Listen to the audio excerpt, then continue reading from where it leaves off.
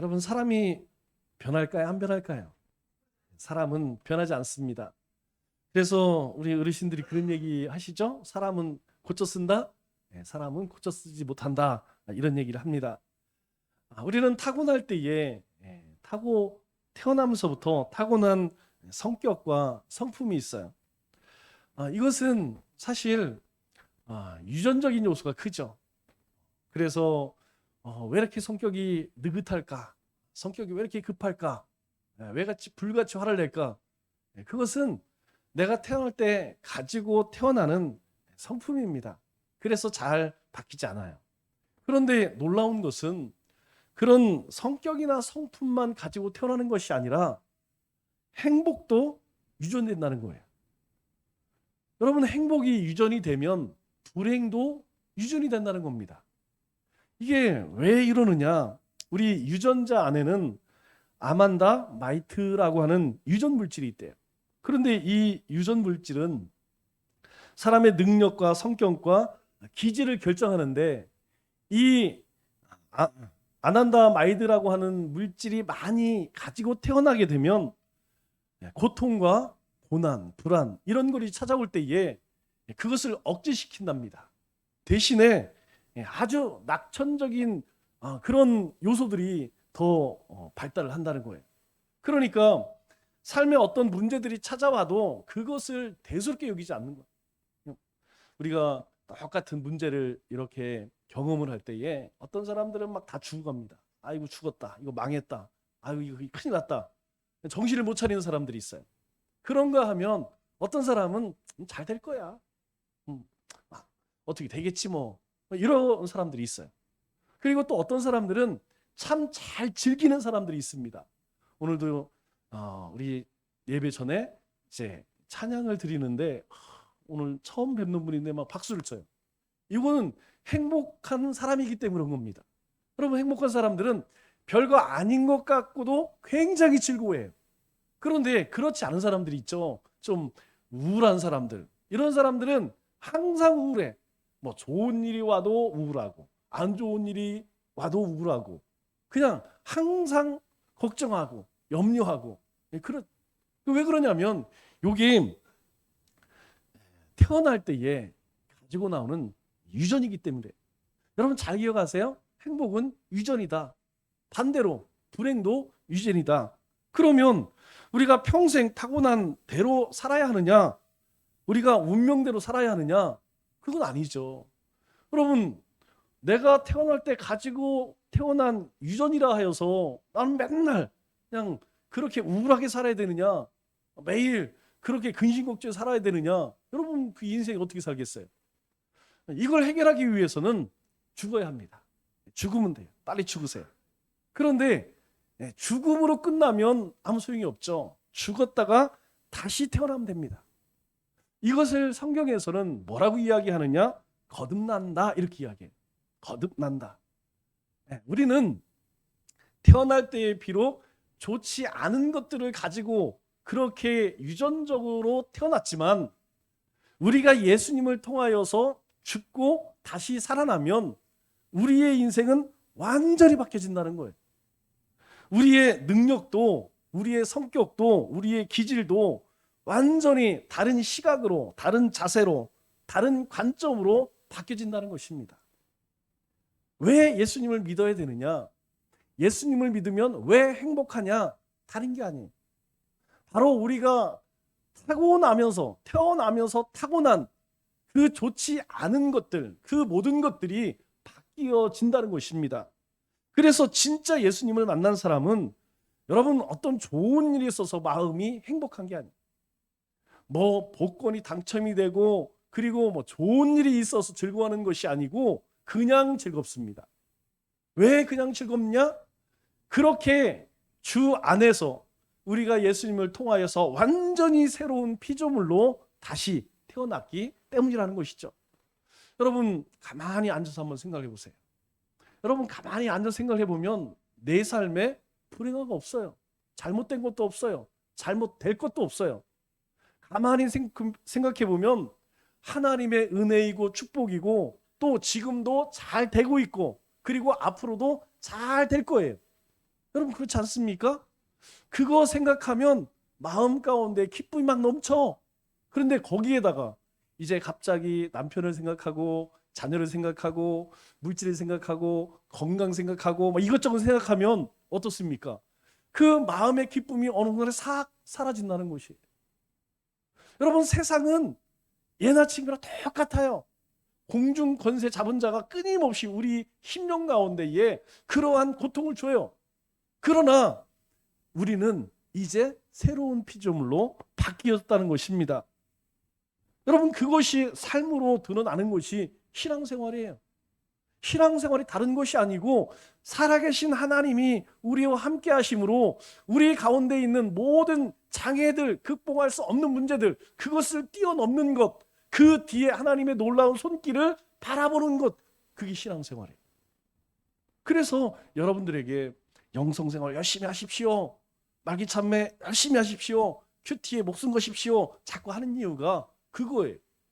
하나님의 말씀으로부터 멀어지면 멀어질수록 우리 가운데 찾아오는 게 뭐냐면 옛날 우리가 거듭나기 이전에 있었던 그 기질 있죠. 여러분 기질은 성격과 능력을 합해서 기질이라고 합니다. 여러분 이 기질이 우리 가운데 자꾸 드러난다니까요.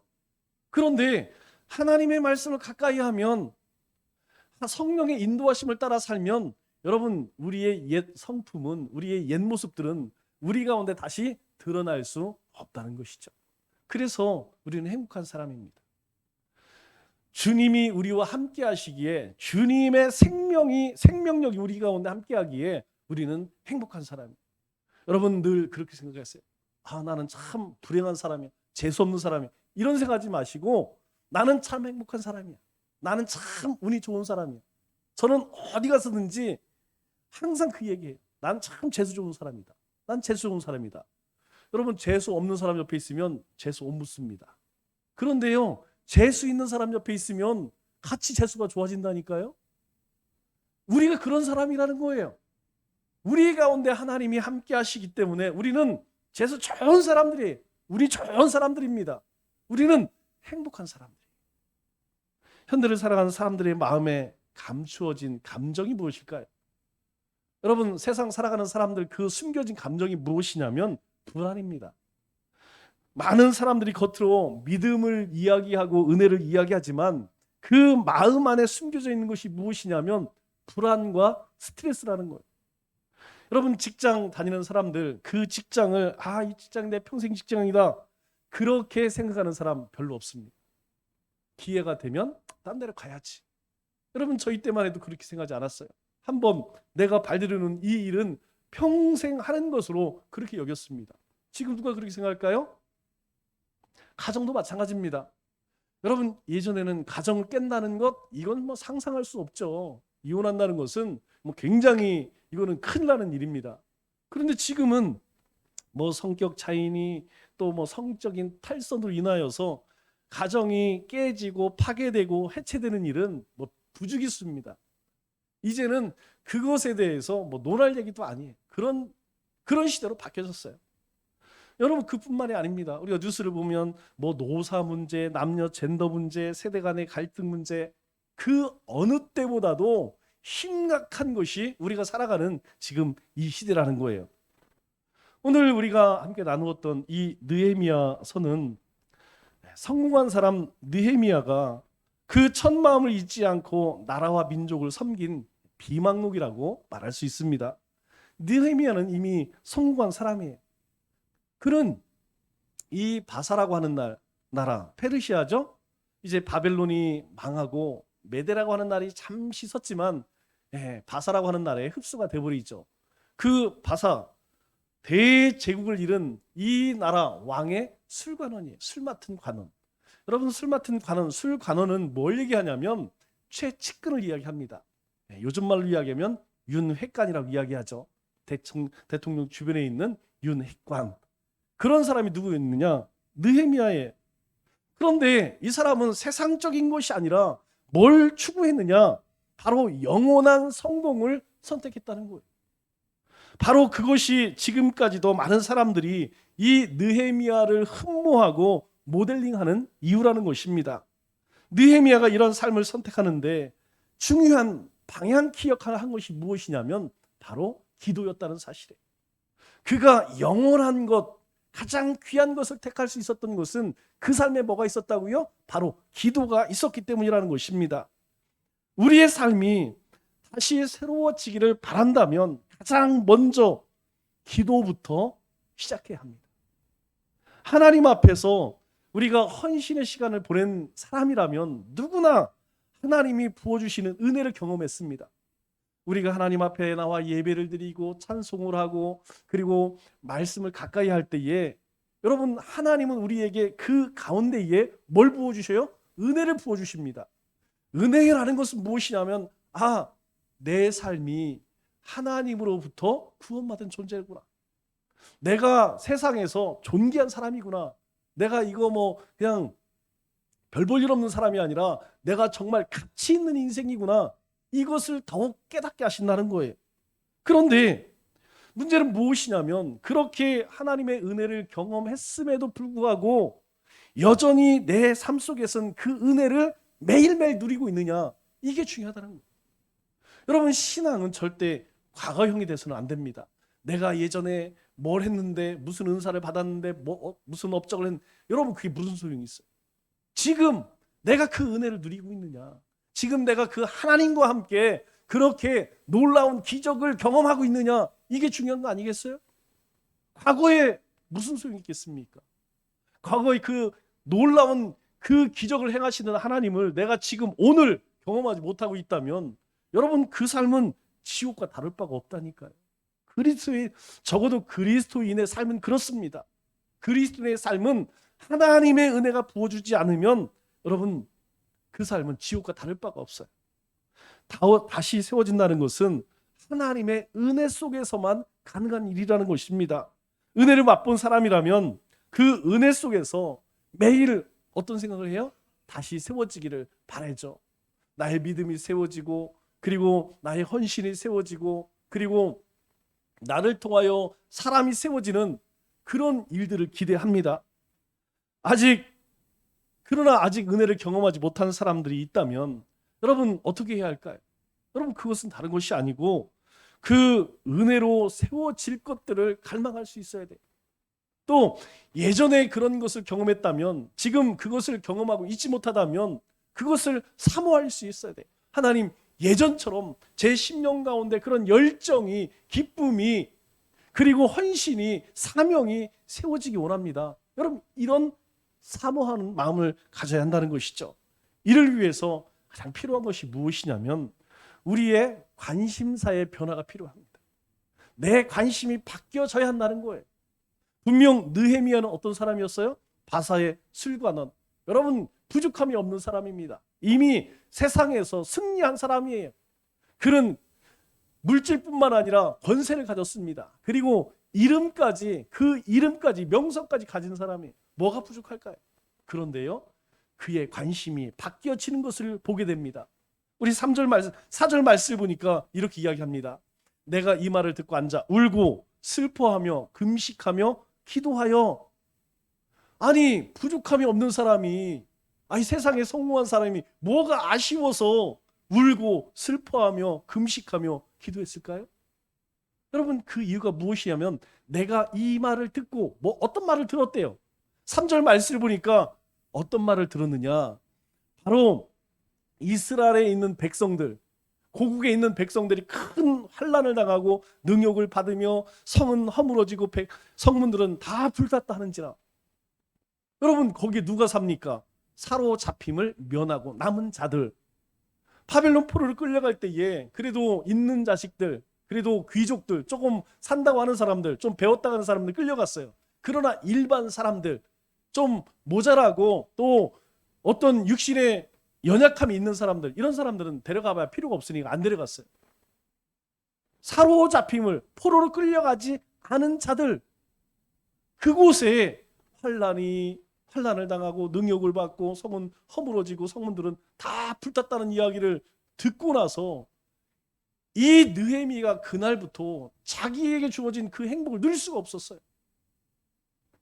여러분, 다 잊어버리고 얼마든지 즐겁게 살 수 있었죠. 그런데 그럴 수가 없었다는 거예요. 그의 관심이 이제 고국 그 백성들, 그들이 당하는 환난과 능욕으로 바뀌어졌다는 것입니다. 우리의 삶이 다시 세워지기 위해서는 우리의 관심이 바뀌어져야 돼. 관심사가 변해야 합니다. 지금 나의 관심사, 여러분의 관심사는 건강한 관심사인가요? 내 삶의 관심에 집중해서 우리가 기도 제목을 찾는다면 여러분, 그 기도 제목은 셀 수가 없어요. 여러분, 우리의 삶에 우리가 바라고 원하는 것이 얼마나 많습니까? 여러분, 이것 구하다 보면 끝이 없다는 이야기죠. 그러나 우리가 다시 세워지기 위해서 자신의 문제만을 놓고 기도해서는 안 된다는 것입니다. 자신의 문제만을 놓고 기도하다 보면 그 문제가 어때요? 하나님보다 훨씬 더 커 보인다는 것이죠. 그래서 기도하고 나서 이 마음이 편안하고 뭔가 마음이 좀 놓여야 되는데 오히려 기도하고 나서 마음이 더 무거울 때가 참 많아요. 왜 그러느냐? 하나님은 문제보다 크신 분임에도 불구하고 뭐만 바라본다는 거예요? 문제만 바라보기 때문에 문제가 하나님보다 더 커 보인다는 것이죠. 만일 느헤미야가 편하게 살고자 했다면 그냥 바벨론에 살면 됐습니다. 느헤미야는 이미 고위 공직자였어요. 그러나 그런 모든 것을 다 내려놓고 어떻게 합니까? 그 남아있는 이스라엘 백성들을 데리고 다시 이스라엘로 귀환하게 되죠. 왜 그럴까요? 그의 관심이 바뀌어졌기 때문에. 이제 더 이상 편하게 사는 것, 성공하는 것이 인생의 목적이 아니라는 거예요. 이제 그의 관심은 어떻게 바뀌어졌느냐? 자신의 고국, 그 백성들이 당하는 그 어려움으로 하나님께서 바라시는 하나님의 뜻으로 그의 마음, 그의 관심이 바뀌어졌다는 것이죠. 우리는 지금 내가 가장 좋아하는 것이 무엇인가 끝없이 자문해 봐야 합니다. 여러분 어떻습니까? 여러분 마음 가운데 내가 정말 좋아하는 것이 무엇인가? 모든 사람들은요, 자신의 관심이 있는 분야를 찾게 돼 있어요. 뭐 우리 최근 들어서, 최근이 아니죠, 한참 됐죠. 한 3, 4년, 한 5년 정도 되는 것 같아요. 요즘 뭐 TV나 뭐 인터넷을 보면 맛집 열풍이죠. 지금도 음식에 대한 많은 그런 프로그램들이 있고 또 새롭게 생겨나고 있어요. 이 광풍 같은 열기가 식지 않는다는 것이죠. 그래서 어떤 사람은 맛집이라고 하면, 현지 사람들이 좋아하는 맛집이라고 하면 내비게이션에 찍히지도 않는 그 두메 산골까지 그렇게 찾아갑니다. 그럼 그뿐이 아니죠. 이 인공조미료 쓰지 않고 음식을 만든다고 하면 많은 사람들이 찾아가서 그것을 먹고 SNS에 글을 올리고 사진을 올리고, 요즘에는 밥 먹는 게 중요한 게 아니에요. 밥 먹기 전에 사진 찍는 게 더 중요해요. 저도 이제 뭐 이렇게 모임을 하시는 분들하고 같이 밥을 먹으러 가면 밥 먹기 전에 사진 찍는 게 먼저. 숟가락 내려놔, 사진 찍고 먹어. 다 그래요. 왜 그러냐? 사람들의 관심이기 때문에. 이 음식점이 이 음식이 얼마나 맛있느냐.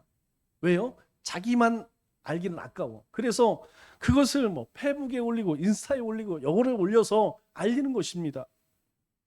그렇다면 여러분, 그리스도인들은 오직 관심을 주님에게만 두고 아무 일도 하지 말라? 그리스도인이니까 취미생활도 하지 말라, 이 말 아니에요. 24시간 아무것도 하지 말고 오직 성경만 붙들어라, 그 얘기 아닙니다. 우리가 무엇에 관심을 두는지에 따라서 우리의 삶이 다시 세워질 수도 있고 무너질 수도 있다는 거예요. 크게 나쁜 것 같지 않아도 우리의 관심이 하나님께 고정되어 있지 않으면 그것으로 우리가 성패가 갈리는 순간 큰 차이를 보인다는 것이죠. 여러분, 그 차이는요, 아주 작은 거예요. 아주 조그만 차이입니다. 그러나 그 결과는요, 엄청나다는 것이죠. 우리가 흔히 승부수를 던진다, 이런 얘기 하죠. 여러분, 승부를 걸 때에 어디에 걸 것이냐? 내 능력에 걸 것이냐? 내 힘에 걸 것이냐? 내 인맥에 들 것이냐? 아니면 하나님께 둘 것이냐? 여러분, 평상시에 하나님께 관심 없는 사람이 하나님께 관심을 둘까요? 안 된다는 것이죠. 우리가 세상에서 열심히 일도 하고 또 운동도 열심히 하고 취미생활 열심히 하는 거 좋습니다. 그러나 그 안에는 왜라고 하는 질문이 있어야 돼요. 왜 내가 열심히 일을 해야 되는지, 내가 왜 열심히 몸을 단련해야 하는지. 왜요? 하나님 때문에, 하나님의 영광 때문에. 그러면 우리의 관심사가 흐트러지지 않는다는 것이죠. 왜? 먹고 마시고 무엇을 하든지 하나님의 영광을 위해 하라. 다른 것이 아니에요. 그것입니다. 우리가 뭘 하든지 이것을 통해서 나는 하나님을 기쁘시게 하리라. 그런 관심을 갖게 된다면 가장 위기의 순간에, 가장 성패가 갈리는 그 순간에 우리는 하나님을 붙들게 된다는 것입니다. 우리의 마음속에 진정한 관심이 하나님 나라에 있기를 바랍니다. 마음의 관심이 하나님 나라에 있는 사람과 그렇지 않은 사람, 가장 큰 차이는 바로 하나님께 드리는 기도에 있습니다. 내 마음의 중심이 하나님 나라에 있으면 여러분, 쓰러지더라도 오뚜기처럼 다시 일어나죠. 그 얘기는 뭡니까? 예, 위기 맞습니다. 넘어질 수 있어요. 그러나 일어설 수 있다는 것이죠. 힘을 낼 수 있다는 것이죠. 우리도 육신을 가지고 살아가기 때문에, 또 이 세상 가운데 살아가기 때문에 세상 사람들과 똑같은 일들을 경험합니다. 그러나 무너지지 않는다는 거예요. 낙심하지 않는다는 것입니다. 낭망하지 않는다는 거예요. 그러면 누구에게 기도해야 할까요? 우리 5절 말씀을 보니까 이렇게 이야기하죠. 주여 간구하나이다. 주님 간구하나이다. 내가 하나님께 기도합니다. 그런데 그 하나님이 어떤 하나님이에요? 앞에 이렇게 이야기합니다. 하늘의 하나님 여호와, 크고 두려우신 하나님이요, 우리를 사랑하고 주의 계명을 지키는 자에게 언약을 지키시며 긍휼을 베푸시는 주여.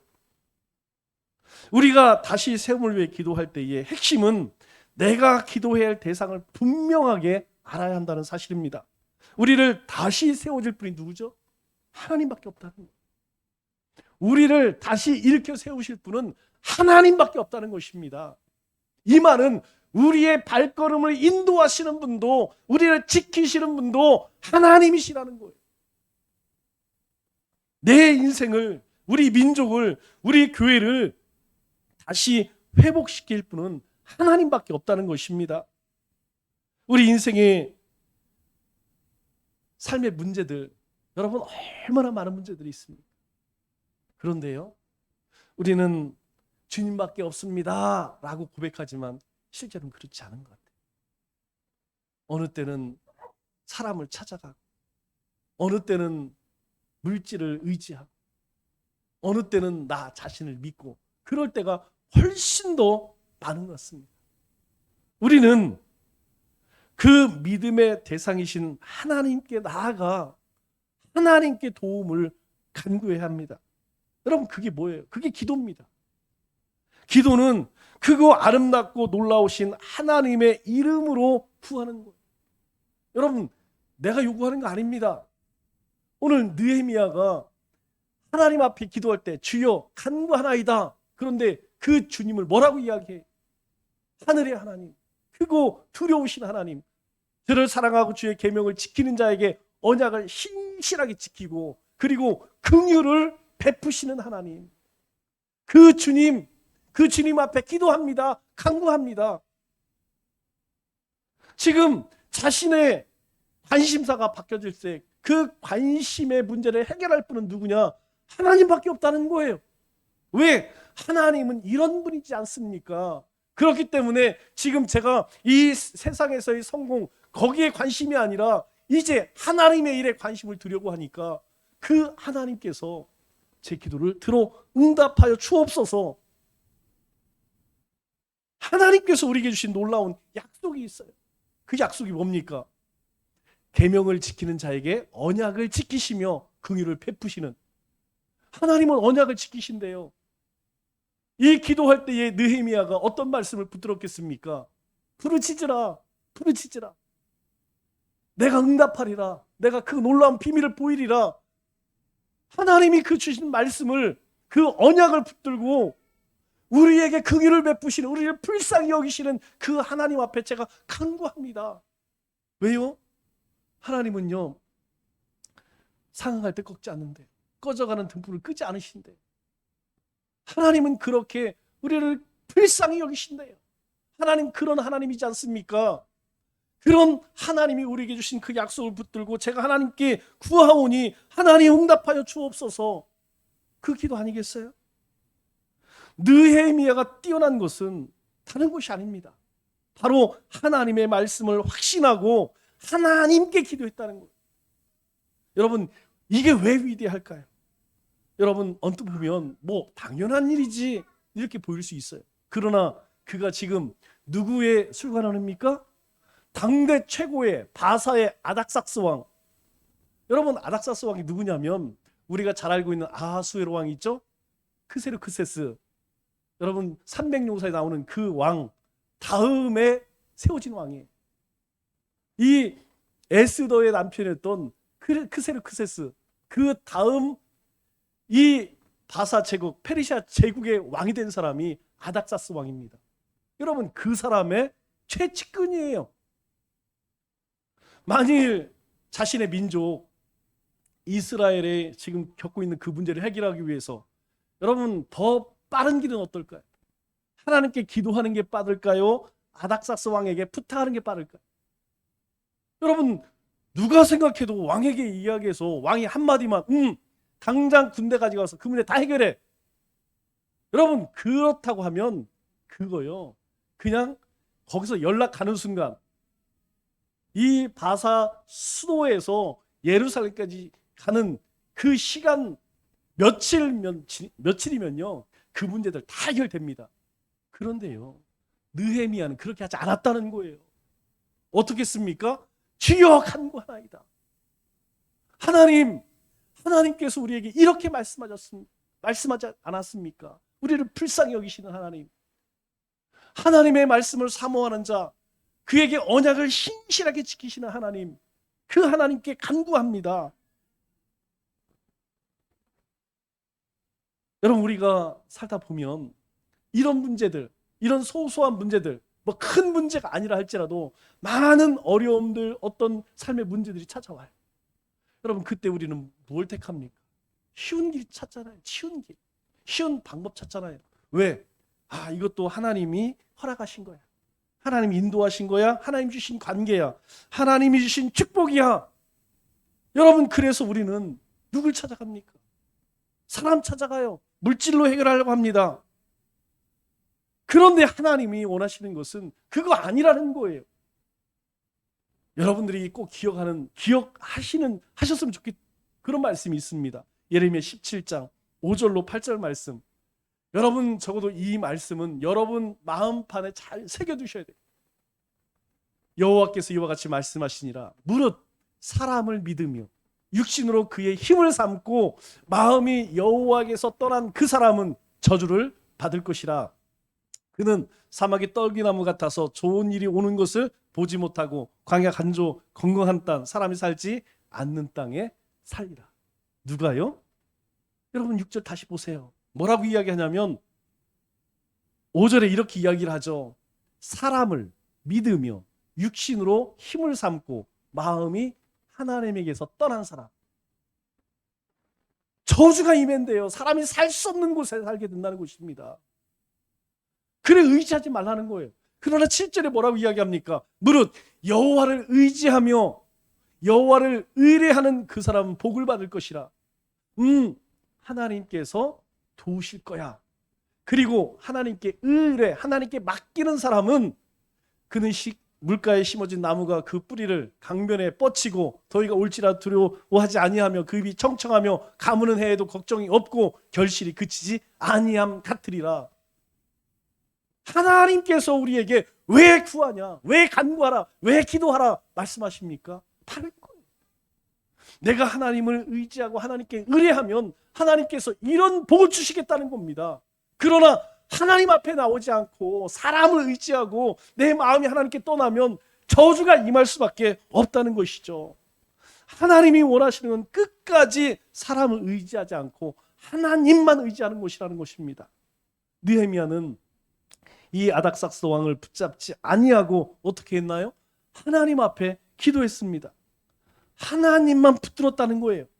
이것이 그의 탁월함이라는 거예요. 기도는 그리스도인의 탁월함입니다. 기도를 많이 하고 못하고 문제가 아니에요. 하나님 앞에 나간다는 그 자체가 그리스도인의 탁월함이라는 것이에요. 기도는 하나님 앞에만 하는 것입니다. 우리가 다시 세워지기 위해서 분명히 해야 할 것은 나를 다시 세우실 분은 하나님밖에 없다는 것이죠. 하나님 외에는 여러분 그 누구도 우리를 세울 자가 없다는 것입니다. 그래서 느헤미야는 어떻게 합니까?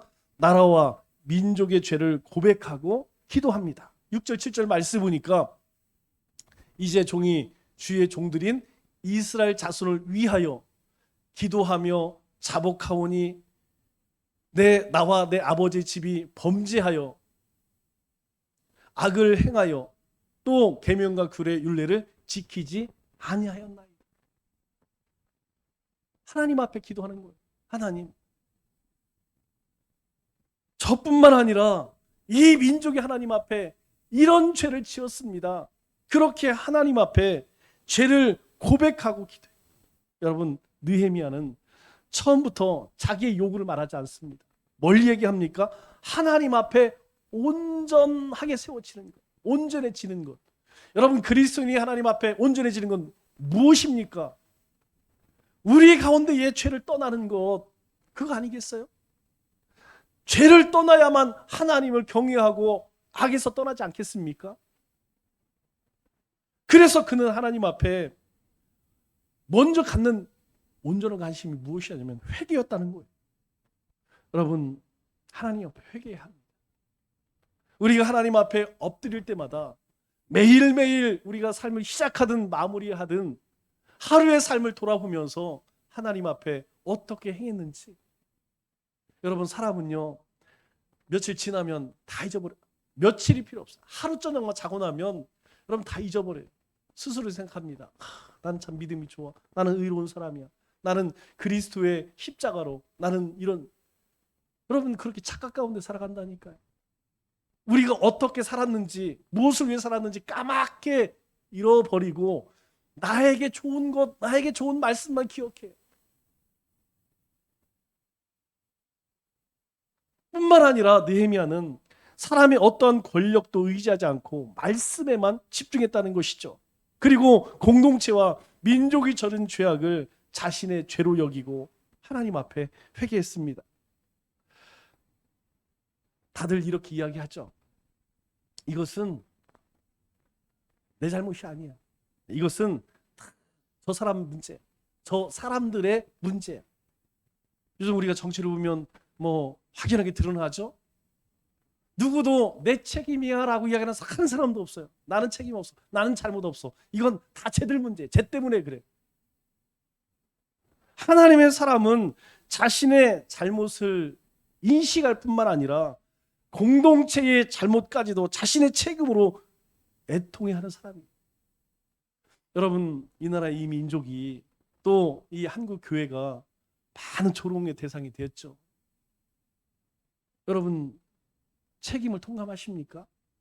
이것은 내가 빛으로 살지 못해서, 내가 소금으로 살지 못해서 이런 멸시를 당하구나. 여러분, 이런 마음이 들지 않는다면 심각한 거예요. 아닙니다. 내 죄만 하나님께 고백할 것이 아니고 이 나라 이 민족, 이 한국 교회가 하나님 앞에 그렇게 악하게 살아가는 것, 우리가 하나님 앞에 자복해야 한다는 것이죠. 그뿐만이 아니라 우리가 이 믿음의 공동체 안에서도 한 사람이 어려운 일을 당할 때, 고난을 당할 때, 또 아파할 때에 우리는 함께 아파하는 지체의식이 있어야 합니다. 우리 고린도전서 12장 26절 말씀을 보면 만일 한 지체가 고통을 받으면 또 한 지체가 영광을 받으면 이런 이야기 하죠. 여러분, 사도 바울이 고린도 교회에 편지를 쓰면서 이 이야기를 하는 것이 무엇입니까? 이 고린도 교회는 지금 난리가 났어요. 이파 저파 아볼로파 뭐 게바파 그리스도파 그렇게 나뉘어서 지지고 싸우고 너 이 은사 받았어 너 나는 이 은사 받았어 너 그렇게 교회 안에서 늘 분열과 다툼이 일어났습니다. 그때 사도 바울이 뭐라고 이야기해요? 아니다. 27절에 뭐라고 이야기합니까? 너희는 그리스도의 몸이요 지체의 각 부분이라. 우리가 그리스도의 지체처럼 너희도 하나라는 거예요. 너희도 하나랍니다. 너희도 한 지체라는 거예요. 지체의식을 가지라고 이야기합니다. 만일 우리가 직장에서 승승장구하고 하는 일이 잘 되고 있다면 여러분 나만 생각할 것이 아니라 지금 삶의 문제 때문에 고전하고 있는 우리 지체들을 그 아픔을 함께 나눌 수 있어요. 나만 잘 된다고? 아니에요. 내가 잘 될 때에 그렇지 않은 우리 지체를 돌아볼 수 있어야 합니다. 우리의 자녀들이 잘 크고 있다고요? 그러면 방황하는 자녀를 둔 우리 지체들을 위해서 우리가 함께 눈물을 흘려줘야 되지 않겠습니까? 내 자식만 잘 큰다고 남의 아들은 그냥 어떻게 되든 말든 그거 아니라는 거예요. 지금 은혜가 충만한 신앙생활을 하고 있다고 해서 나만 그냥 행복하고 즐거우면 될까요? 아니라는 것입니다. 믿음 잃고 세상 가운데 허적거리는 우리 지체들 그들의 친구가 되어줄 수 있어야 된다는 거예요. 여러분 이게 교회 공동체 아닙니까? 이게 지체의식이라는 거예요. 우리의 가장 큰 문제점이 뭡니까? 여러분 우리의 가장 큰 문제는 다른 게 아니에요. 나만 괜찮으면 돼. 나만 괜찮으면. 남은 잘 되면 돼. 여러분 세상에서는 그럴지 몰라요. 그러나 우리 이 신앙 공동체는 그거 아니라는 거예요. 그래서 교회 안에서 절대 일어나면 안 되는 일들, 여러분 그런 일들이 왜 일어납니까? 나만 괜찮으면 뭐 남이야 어떻게 되든 말든. 제가 지난주에 시찰에 갔다가 충격적인 얘기를 들었어요. 여러분 우리 중앙교회 하면 우리 충북로에서 제일 큰 교회 1번 교회 아니겠습니까? 여러분 이 교회 사모님이 어떤지 아시죠? 중풍병이 뇌졸중으로 쓰러져서 한쪽 못 씁니다. 또 목사님도 뭐 여러 가지 이유 때문에 공황장애. 여러분 공황장애가 제가 뭐 그렇게 무서운 줄 몰랐는데 공황장애가 찾아오면 이게 사람 만나기를 무서워해요. 사람 만나기가 무섭습니다. 굉장히 사모님은 중풍인지 목사님은 공황장애. 여러분 그러면 뭘 해야 할까요? 그를 위해서 기도해야 되지 않겠습니까? 섬겨줘야 되지 않겠습니까? 그런데 그러한 것들을 가지고 뒤에서 음해하고 모략을 하고 제가 그 얘기를 듣고 그냥 기가 차더라고요. 제 마음속에 머릿속에 확 지나가는 말이 성경이 제일 두려운 단어가 뭐라고 했죠? 이가부. 야 이거 하나님 은혜 떠난 거 아니야? 하나님 촛대 옮기는 거 아니야? 그 생각이 덜컥 나더라고. 설사 그런 이야기를 한다 할지라도 여러분 믿음의 공동체에서 뭐 해야 할까요? 그분들을 위해서 기도해 줘야 않겠습니까? 함께 편승하여서 뭐 이거 하자 저거 하자. 여러분 그런 사람들과 절대 가까이지 마세요. 그런 사람하고 절대 교제하지 마세요. 영적으로 유익한 것이 하나도 없습니다. 다시 세움의 역사는 절망의 자리에서 시작됨을 우리는 잊지 말아야 합니다. 다시 세움의 역사는 공관과 함께 시작됨을 우리는 기억해야 합니다. 우리가 기도하는 상황이 바뀌지 않을 수도 있습니다. 문제가 해결되지 않을 수도 있습니다.